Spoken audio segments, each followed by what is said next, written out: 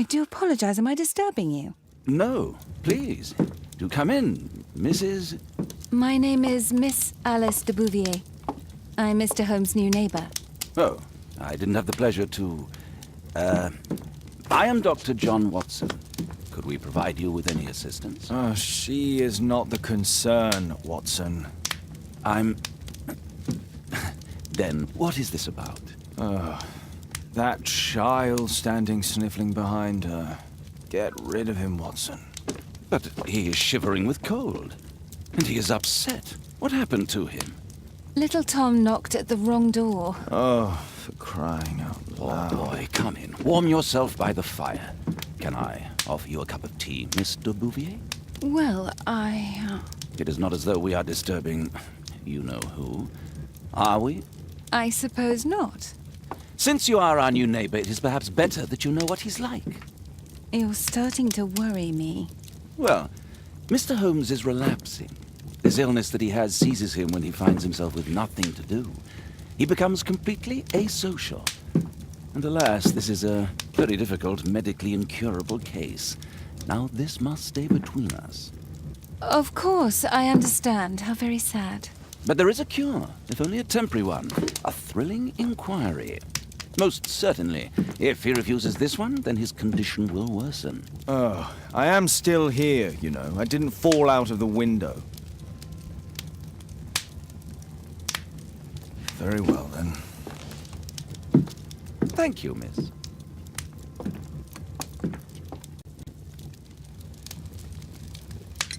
Now tell me, boy, what brings you here? It's my father, sir. He's missing.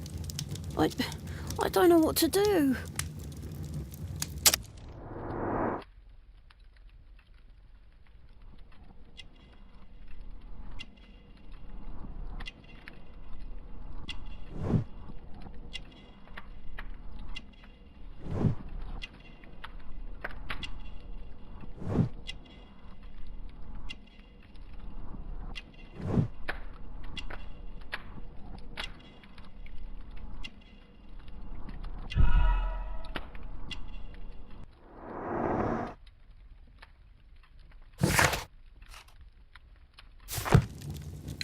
What's his name? George Hurst, sir. Missing, eh? And what do the police say? The police, they don't believe me. They say he's just abandoned me. But that's a lie.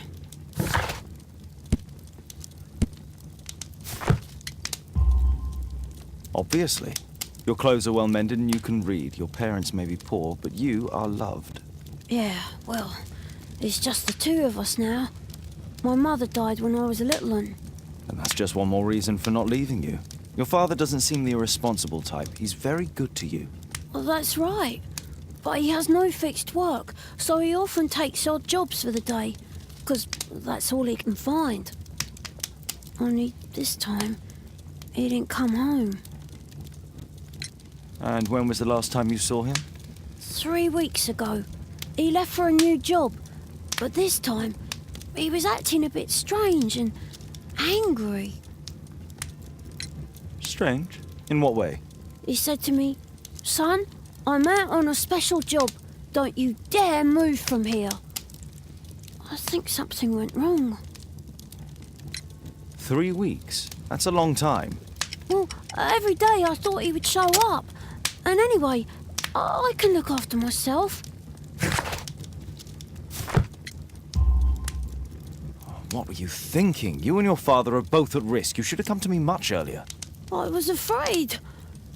I ain't got no family, and I've got no other place to go. If our landlord finds out that Father left me, he'll throw me out on the street.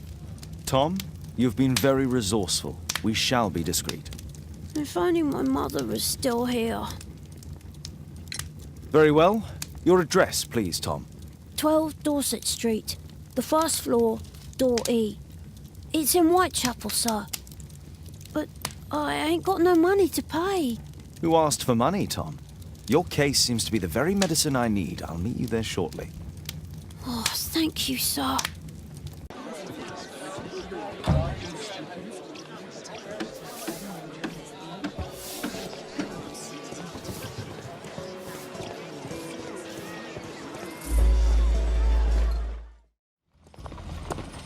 Good day, Mr. Holmes. Well, if it isn't young Wiggins. And I see you found yourself a job. If you can call it that. I hate it. But if you've got any proper work for me... I just might be in need of your assistance later. Wait here.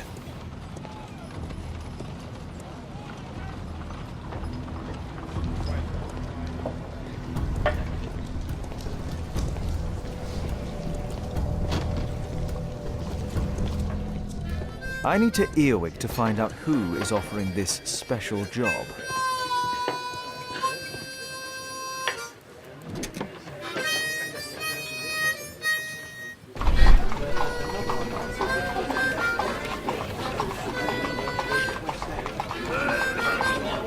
Equality for the working class.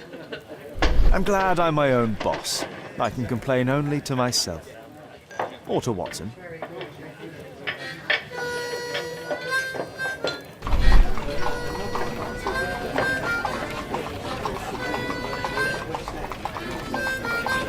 The man who's offering that special job has a proper set of mutton chop whiskers.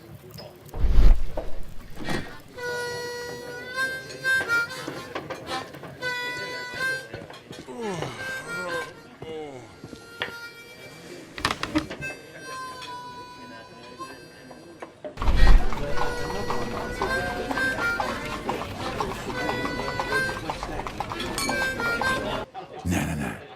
That fellow who's offering the special jobs, he never drinks alcohol.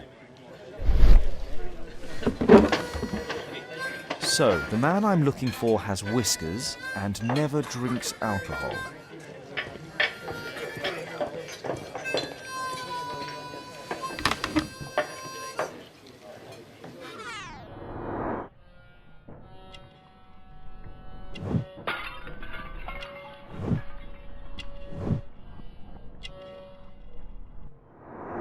This must be the man that I'm looking for.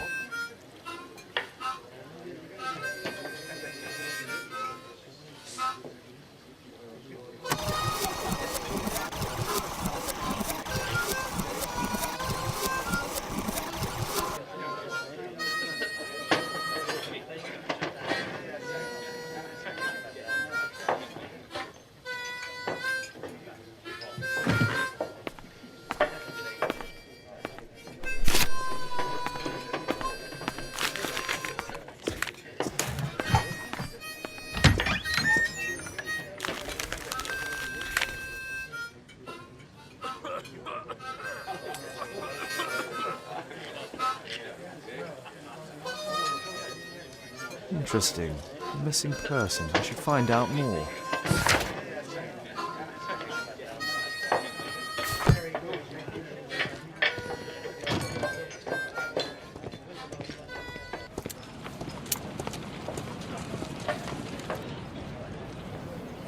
You see that gentleman? I need you to follow him and report back to me.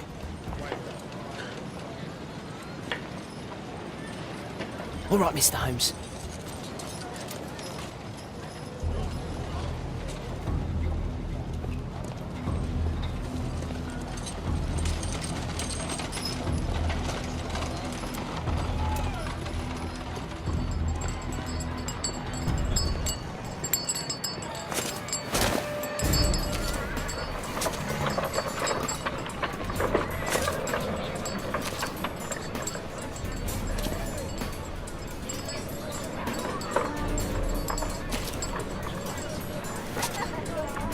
Whitechapel never changes. Dirt and beggars everywhere.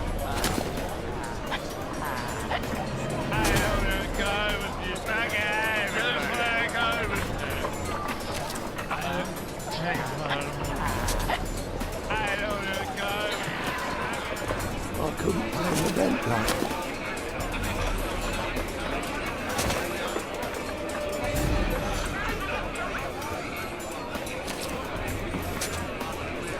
Pumpkin, cabbage, cheek.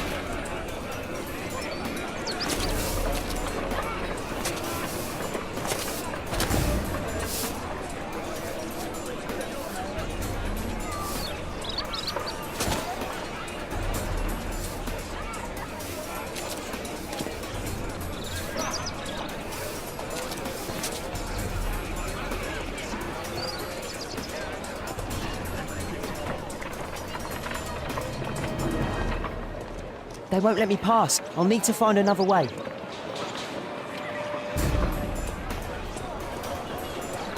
Rich folk feed meat to their dogs. I can't even remember. Living costs are too much these days. My son has to work down the sewers. He's only 7.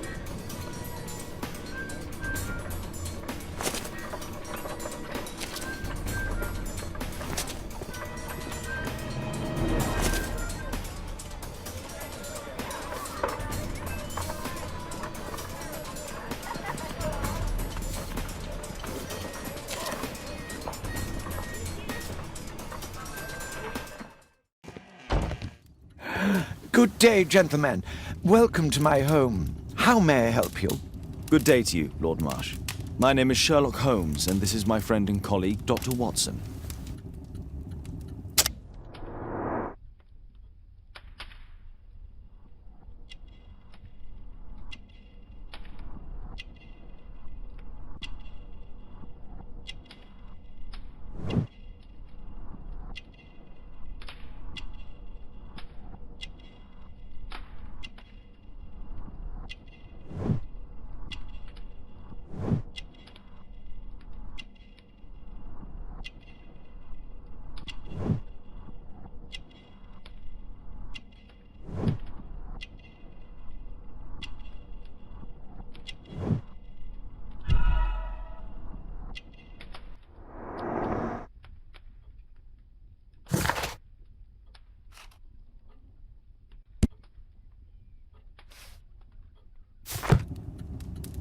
I hope we're not disturbing you. You are with your physician? Yes, this is Dr. Reuben Fisher. But no, please, I'm intrigued by your visit, Mr. Holmes. I'm glad to hear it. The last thing I'd wish is to upset the patient. Lord Marsh, can I just say that I admire all of your efforts in assisting the poor of London? Yes. It is a war that we must fight on our streets and now, too, from my home. You must surely have noticed those bags full of items, clothing and books for the unfortunate. That is inspirational. At my own humble level, I too try my best to support those in need. I thought perhaps that I could be of some assistance. I don't see why not. I already have the valuable assistance of Dr. Fisher, who happens to be my personal physician. It's curious. Your face seems familiar to me, Doctor. Oddly, I'm associating it with Whitechapel?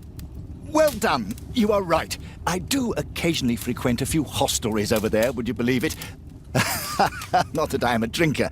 But there, dressed as a working man, I can approach the other fellows to see if they might be interested in a special job.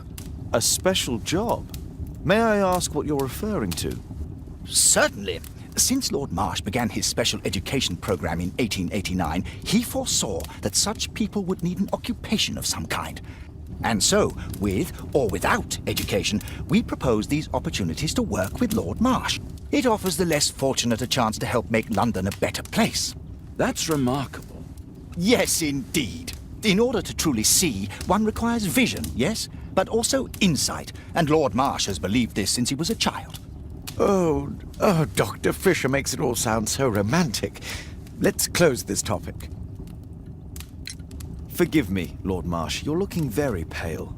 Might I offer Dr. Watson's assistance?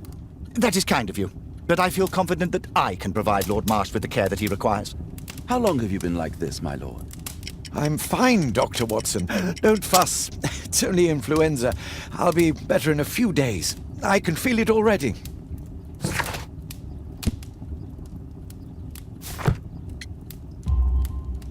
In that case, why are you taking such powerful painkillers? Excuse me, what do you mean? Mr. Holmes is referring to the pills on your table. I'm sorry, but that's a medical confidentiality.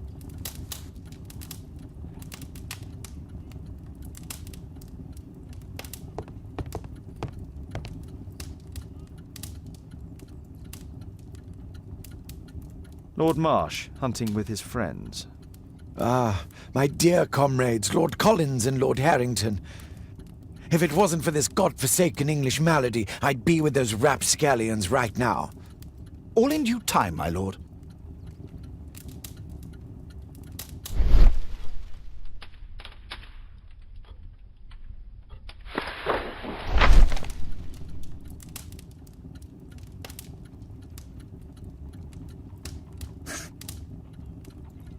John Strobridge. I've seen this name before. It was on a missing persons poster. Last year, 3 orphans were put through medical college. Thanks to Lord Marsh and the special education program, a great many poor people will have a second chance in life. I can't quite work it out. Do you have any idea as to the number of people who might owe you their lives? Oh, don't embarrass me, Mr. Holmes. But indeed, these people have become like a family to me. That would be a fairly large family, I imagine. Yes, the list would be longer than any of your short stories. As for how large, well, Fisher is the one who keeps record. Might we take a glance at the list? I regret that is impossible. It is confidential. I stand firm upon that point, Mr. Holmes. I quite understand. We'll most certainly send a donation towards your educational program. I shall take my leave then. I thank you both and I wish you all the very best, gentlemen. Likewise, Mr. Holmes.